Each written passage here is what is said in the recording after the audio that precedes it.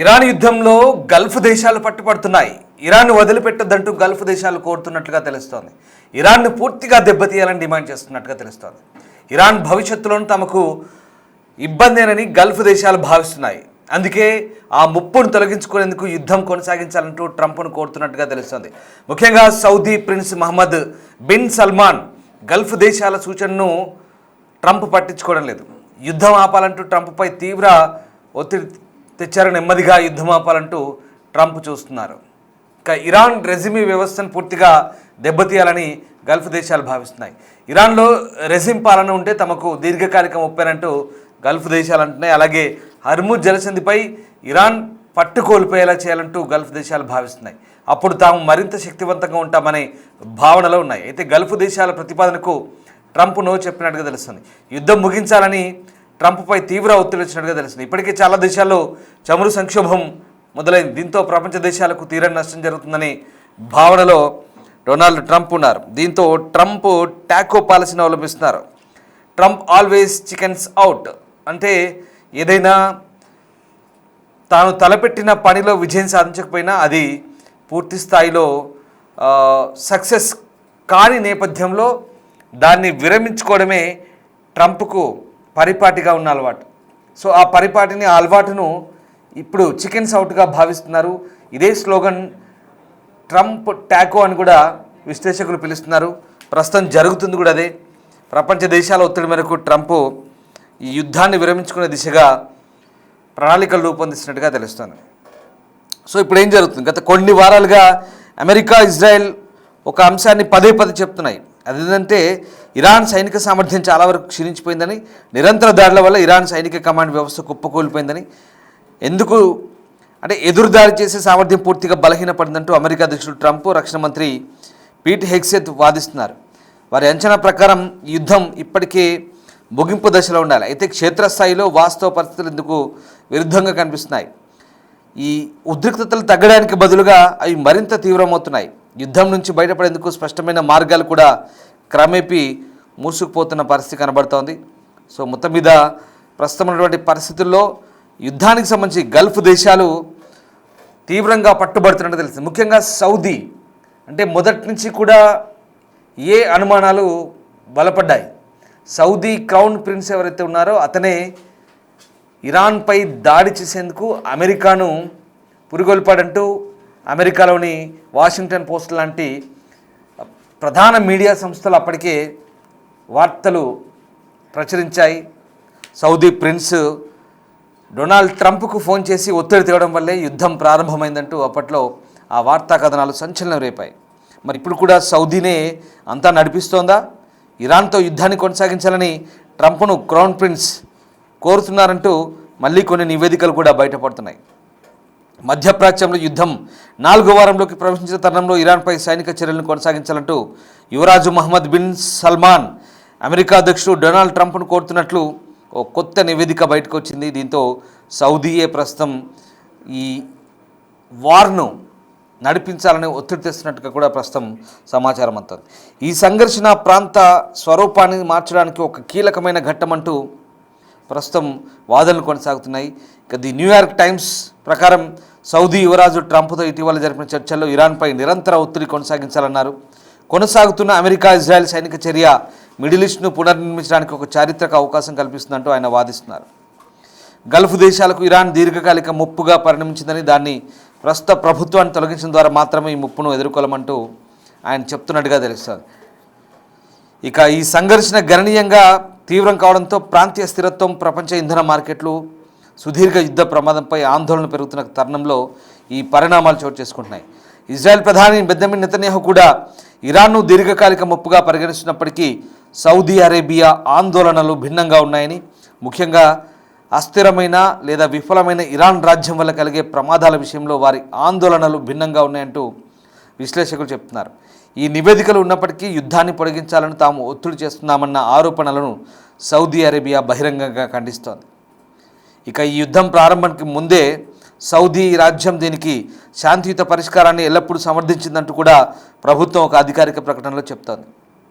తమ ప్రజలపై పౌర మౌలిక సదుపాయాలపై జరుగుతున్న రోజువారీ దాడుల నుంచి తమల్ని తాము రక్షించుకోవడమే తమ ప్రధాన ఆందోళనని. ఇరాన్ గంభీరమైన దౌత్య పరిష్కారాలకు బదులుగా ప్రమాదకరమైన అంచున నిలబడి ఉన్నటువంటి వైఖరిని ఎంచుకుందని, ఇది ఇందులో పాలు పంచుకున్న ప్రతి ఒక్కరికి నష్టం కలిగిస్తుంది, కానీ ఇరాన్కు కలిగినంత నష్టం మరెవరికి కలగదంటూ ఆ ప్రకటనలో సౌదీ చెప్పడం మనకు సౌదీ అరేబియా ఇరాన్ పట్ల ఎంత కోపంగా ఉందో ఇక్కడ అర్థమవుతుంది. ఇక ఈ యుద్ధం ఇప్పటికే సౌదీ అరేబియాకు తీవ్రమైన ఆర్థిక భద్రతా పరిణామాలను తెచ్చిపెట్టింది. అమెరికా ఇజ్రాయెల్ దాడులకు ప్రతిస్పందనగా ఇరాన్ జరిపిన క్షిపణి డ్రోన్ దాడులు చమురు మార్కెట్లకు అంతరాయం కలిగించడంతో పాటు కీలకమైనటువంటి మౌలిక సదుపాయాలకు ముప్పు తెచ్చిపెట్టాయి. ప్రపంచ ఇంధన సరఫరా కీలక మార్గమైన హర్ముజ్ జలసంధి తీవ్రంగా దెబ్బతినడంతో సౌదీ అరేబియా, యుఏఈ, కువైట్తో సహా గల్ఫ్ దేశాల నుంచి జరిగే ఎగుమతులపై దీని ప్రభావం పడింది. ట్రంప్ ఒకవైపు ఎస్కలేషన్స్ తగ్గించే అవకాశం ఉందని సంకేతాలు ఇస్తూ మరోవైపు అవి మరింత పెరిగే అవకాశం ఉందని సూచిస్తున్నప్పటికీ ఇటీవల తన ట్రూత్ సోషల్ పోస్ట్లో మన శత్రుత్వాలకు సంపూర్ణ పరిష్కారం కోసం ఫలవంతమైన సంభాషణలు జరిగాయంటూ చెప్పడం మళ్ళీ ఆశ్చర్యం కలిగిస్తుంది. ఇక న్యూయార్క్ టైమ్స్ ఏం చెప్తోంది? ఇరాన్ ఇంధన మౌలిక సదుపాయాలను లక్ష్యంగా చేసుకోవడంతో మరింత కఠినమైన చర్యలకు ప్రిన్స్ మహమ్మద్ అనుకూలంగా వాదించారు. టెహ్రాన్లోని ప్రభుత్వాన్ని బలహీనపరచడానికి భూతల కార్యకలాపాలు చేపట్టే అవకాశాన్ని కూడా సూచించారు. సౌదీ అరేబియా ఒక సంక్లిష్టమైన సందిగ్ధతను ఎదుర్కొంటుందని విశ్లేషకులు హెచ్చరిస్తున్నారు. ఇరాన్ను బలహీనపరచడం ద్వారా ఇది వ్యూహాత్మక ప్రయోజనాలు పొందగలిగినప్పటికీ ప్రాంతీయ అస్థిరతకు కూడా గురయ్యే అవకాశం ఉంది అని తెలుస్తోంది. సో 2019లో సౌదీ చమురు కేంద్రాలపై జరిగిన దాడితో సహా గతంలో జరిగిన దాడులు, ఇరాన్ ప్రతీకార చర్యలకు ఆ రాజ్యం ఎంతగా దాడులకు గురవుతుందో స్పష్టం చేస్తుంది. ఇట్లా ఈ సంఘర్షణ కొనసాగుతూ సౌదీ యొక్క విస్తృత ఆర్థిక ఆశయాలు, ముఖ్యంగా దాని విజన్ 2030 అనేది ప్రణాళిక కూడా ప్రమాదంలో పడే అవకాశం ఉన్నట్టుగా తెలుస్తుంది. ఇక దేశం ప్రధాన ఆర్థిక సంస్కరణ చేపడుతున్న తరుణంలో సుదీర్ఘ యుద్ధం పెట్టుబడులను నిరుత్సాహపరిచే అవకాశం కూడా ఉంది. ఇంధన ఎగుమతులకు అంతరాయం కలిగించవచ్చు, ఆర్థిక వనరులపై కూడా భారం మోపే అవకాశం ఉంది. సో దీన్ని బట్టి ప్రస్తుతం ఉన్నటువంటి పరిస్థితిలో మరి అసలు యుద్ధం ముగించడం అంత ఈజీయా కాదా అనేది ప్రస్తుతం ఉన్నటువంటి సవాలు. సో ప్రస్తుతానికైతే గల్ఫ్ దేశాలన్నీ అడకత్తెరలో ఉన్నట్టుగా మనకు అర్థమవుతుంది. ఇరాన్ మీద అమెరికా, ఇజ్రాయెల్ సాగిస్తున్న యుద్ధం గల్ఫ్ దేశాలకు ఒక బాధాకరమైన వాస్తవంగానే ఇక్కడ మనకు కనబడుతుంది. యుద్ధం గల్ఫ్ దేశాలు కోరుకున్నది కాదు, కానీ తమ ప్రాంతంలో రెచ్చగొట్టే చర్యలకు పాల్పడొద్దంటూ ఇప్పటికే ఇరాన్ మీద అమెరికా, ఇజ్రాయెల్ సాగిస్తున్న యుద్ధం గల్ఫ్ దేశాలకు ప్రస్తుతం ఒక రకంగా తమ ప్రాంతంలో రెచ్చగొట్టే చర్యలకు పాల్పడదంటూ ఈ దేశాలు కొన్ని అమెరికాను గట్టిగా హెచ్చరించాయి కూడా. కానీ అమెరికా ఎప్పట్లాగే తన గల్ఫ్ మిత్ర దేశాల మాటను పెడచెవిన పెట్టి ఇజ్రాయెల్ అనుకూల ఎజెండాకి మొగ్గు చూపిందనే మరో వాదన కూడా ఉంది. So Gulf cooperation council GCC దేశాలు ప్రస్తుతం అస్థిర స్థితిలోనే ఉన్నాయి. కాబట్టి ఇక ఇప్పుడున్న పరిస్థితుల్లో యుద్ధం ఎలాంటి మలుపు తీసుకుంటుంది అనేది ఇప్పుడు ఆసక్తికరంగా మారుతుంది.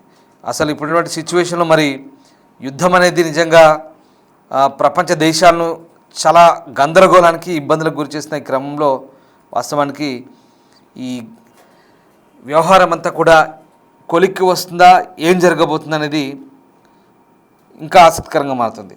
అసలు ఇరాన్తో యుద్ధానికి ముందు ట్రంప్ గల్ఫ్ హెచ్చరికలను విస్మరించారనే వాదన కూడా ఉంది.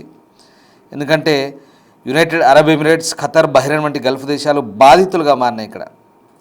దీంతో ప్రస్తుతం ఉన్నటువంటి పరిస్థితుల్లో అసలు ఏం జరుగుతుందనే కోణంలో కూడా అంతర్జాతీయ విశ్లేషకులు ఆలోచించినప్పుడు ప్రధానంగా సౌదీకి ఇరాన్కు చాలా వైరం ఉంది, దశాబ్దాల వైరం ఉంది. ఆ వైరం ఆర్థికపరమైన వైరం ఉంది, సామాజికపరమైన హోదా పరంగా వైరం కొనసాగుతుంది. ఆ వైరం అంతా ఇంత కాదు. ప్రధానంగా షియా కమ్యూనిటీ బలంగా ఉన్నటువంటి దేశంగా ఇరాన్ చెప్తారు, సున్నీ మతస్థులు ఉన్నటువంటి దేశంగా సౌదీ అరేబియా చెప్తారు. అయితే షియాలకి, సున్నీలకి చాలా భేదాభిప్రాయాలు ఉంటాయి. కాబట్టి మతపరమైన విభేదాలు మొదటగా మనం గమనించాలి. ఎప్పటి నుంచో సౌదీ, ఇరాన్ అనేవి పచ్చగడ్డి వేస్తే భగ్గుమన్నట్టుగా ఉంటాయి. ఇద్దరి మధ్య కూడా గతంలో కూడా చాలాసార్లు చోటు చేసుకున్న పరిణామాలు మనం చరిత్ర కనుక చూస్తే ఈ విషయం మనకు అవగతమవుతుంది. ప్రధానంగా ఇక్కడ ఇప్పుడున్న పరిస్థితుల్లో పశ్చిమాసియాలో యుద్ధం అనేది కొన్ని గల్ఫ్ దేశాలు ఏవైతే బాధిత దేశాలుగా మారాయో దాంట్లో సౌదీ కూడా ఒకటి. అసలు యుద్ధం ఇందాక మనం చెప్పుకున్నట్టుగా యుద్ధం మొదలుపెట్టమందే సౌదీ. ఇరాన్లో ఉన్నటువంటి అయతుల్లా అలీ ఖమేనీ పాలన ఆ రెజ్యూమే ఏదైతే ఉందో దాని మొత్తానికి ఇంకా శత్రుశేషం లేకుండా చేయాలి. ఇది సౌదీ చేస్తున్నటువంటి సూచన. ఎలాగో మొదలు పెట్టారు, మొదలు పెడితే దాన్ని అంతం చేయండి, కంప్లీట్గా ఆ శేషం లేకుండా చేయాలి. మళ్ళీ మొదలుపెట్టి మధ్యలో వదిలేస్తే మళ్ళీ అవి జవసత్వాలు పుంజుకొని గల్ఫ్ దేశాలకు ఇబ్బందికరంగా మారచ్చు. ఇరాన్ అనేది నిజంగా కొరకరాని కొయ్య గల్ఫ్ దేశాలకు. వాస్తవానికి ఇరాన్ అనేది ఒక గల్ఫ్ అరబిక్ దేశం కాదు, మళ్ళీ చెప్తాను. ఇరాన్ అనేది ఒక పార్సీ దేశం, అది పర్షియన్లు ఉన్నటువంటి దేశం.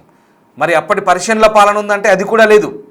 1979 తర్వాత ఏర్పడినటువంటి ఇస్లామిక్ రిపబ్లిక్ ఆఫ్ ఇరాన్గా అయతుల్లా అలీ ఖమేనీ ఏర్పరిచిన ఒక మత ఛాందసవాద, మత మౌఢ్యులతో కూడినటువంటి ఒక పాలన. ఆ మతం పిచ్చి, ఆ మత మౌఢ్యము, ఆ మత ఛాందసవాదమే ఇప్పుడు ఇరాన్ని ఇదిగో ఈ స్థితిలోకి నెట్టవేయబడింది.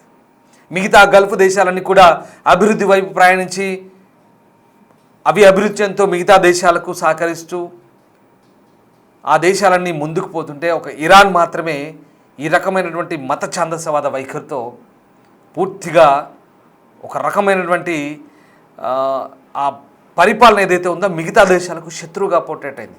వాళ్ళు చేసుకున్న వాళ్ళకి చేసుకున్నంత అంటారు కదా, సో అది పరిస్థితి.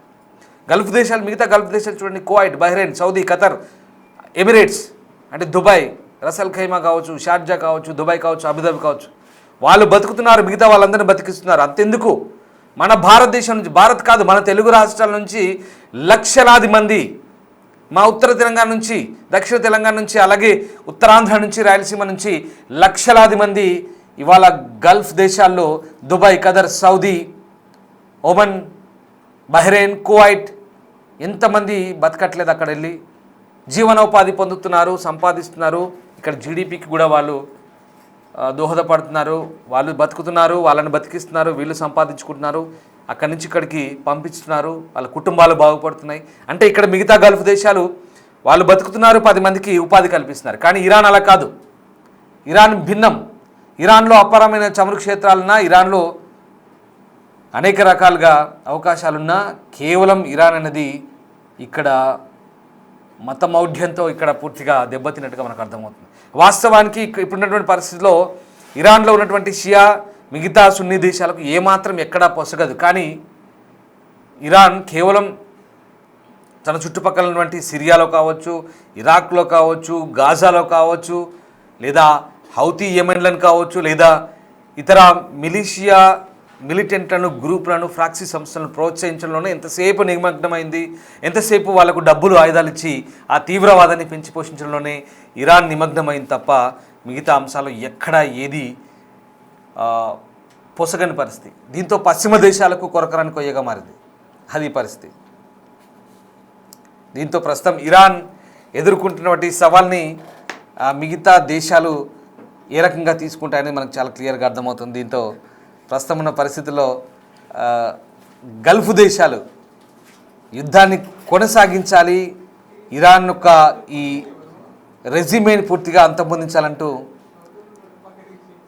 అమెరికాపై ఒత్తిడి తెస్తున్నట్టు తెలుస్తుంది. కానీ అమెరికా ఇక ప్రపంచ దేశాల నుంచి వస్తున్నటువంటి చమురు సంక్షోభ నేపథ్యంలో యుద్ధాన్ని త్వరగా ముగించాలనే ఆలోచనలు ఉన్నట్టుగా నేపథ్యంలో ప్రస్తుతం అంతర్జాతీయ మీడియా కథనాలు ఈ యుద్ధానికి సంబంధించి ఆసక్తికర వార్తలు అయితే ప్రసారం చేస్తున్నాయి.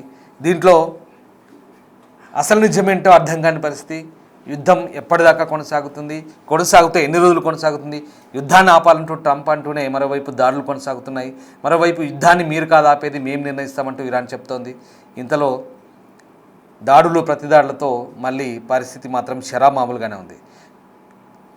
ఒకవేళ గత నెల రోజులుగా, గత 28 రోజులుగా జరుగుతున్న పరిణామాల నేపథ్యంలో యుద్ధం ఎలా ఉండబోతుంది, మీరేమనుకుంటున్నారు, మీ అబ్జర్వేషన్లో ఎలాంటి పరిస్థితులు చోటు చేసుకునే అవకాశం ఉంది, ఒక్కసారి కామెంట్ చేయండి.